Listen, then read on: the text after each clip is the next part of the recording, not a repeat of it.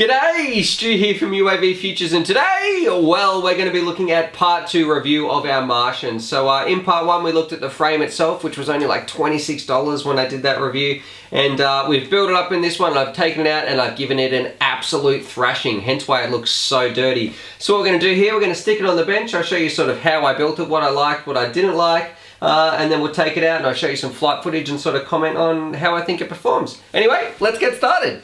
Alrighty, so here it is right here, and I've got to say, first things first, I apologize for the mess because I've been taking this thing out. I've been giving it an absolute thrashing, and I got caught in a bit of a storm today. It was one of those times when we thought, you know what, yeah, just a couple more batteries. We could see the rain was coming, but I didn't think it was going to be that bad. So this thing is absolutely filthy, so I do apologize for that. But anyway, let's get started and talk about how the build went and what I liked and what I didn't like.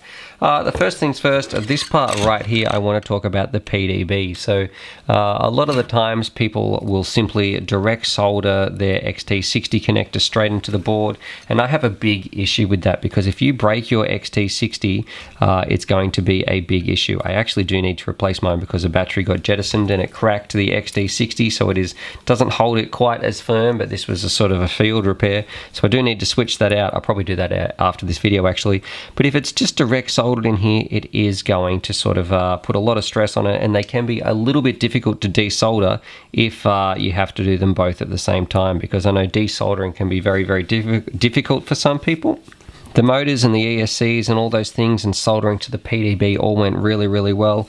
I love the front camera mount just here. That seems fine, and I love how in a hard crash it's not going to go up and down. So that's been fantastic. I don't have to readjust this all the time like on my Drone Wolf, because when this crashes, it's just sort of locked in place anyway. Oh, but who crashes? But yeah, when it has a hard impact on the ground, it's going to stay exactly where it is.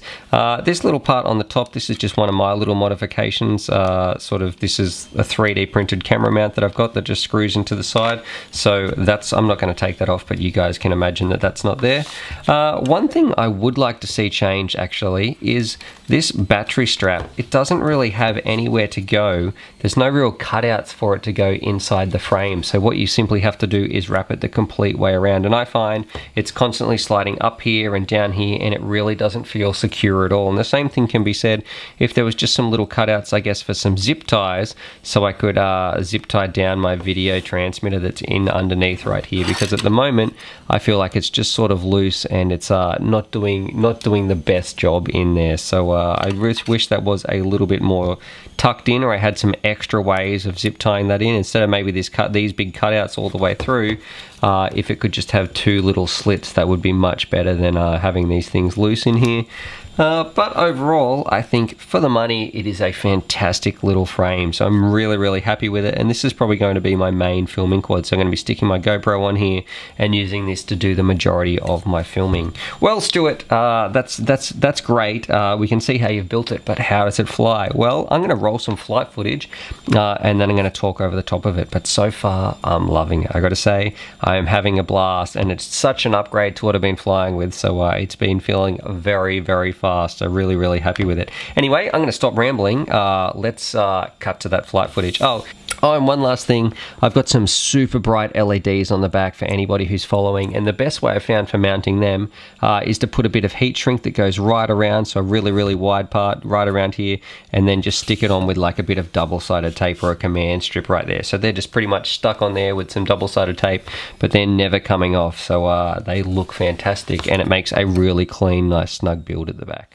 Rightio, so here it is flying around, and it's probably fair to say that this thing is rocking some BioHeli S ESCs, some high KV Emax red bottom motors, 5-inch props, and a Kakut F3 flight controller. So it does have some pretty decent gear on here, but in saying that, this frame is actually the cheapest part. So for 26 bucks, it definitely goes to show you that you don't need a super high-end frame to get some good results, because this thing was feeling really locked in around this course. It felt like it had awesome speed, and it was just handling really, really nicely. Another great thing too, I felt like it felt really well balanced when it had the GoPro at the front, so I was having no issues whatsoever with that. And yeah, it was just a blast to fly around. Now, one thing I do want to point out as well, I probably put maybe 50 batteries through this thing by the time that this clip got around. and over the course of the week, and I've had plenty of crashes with this thing, and the carbon's holding up fantastic, so that is really, really good to see. The only thing that I have broken is actually an ESC. There's Trevor, almost killed him that. So yeah, don't worry about crashing this thing, because it seems very, very tough as well. So I can really recommend this one, I guess, to new pilots wanting to get in and get a decent frame, I guess, for a little bit of money. So there it is, there's part 2 of my Martian review, and I gotta say, for the money, this frame I think is absolutely fantastic. I'm having an absolute blast with it. It's really, really tough when flying around. Yeah, there's probably a few little things I'd like to change, but for the money, I feel like I can't really complain. Anyway, I'm going to leave you with the rest of the flight footage, I guess, that I showed you before. Subscribe for more FPV related content, and as always, happy flying!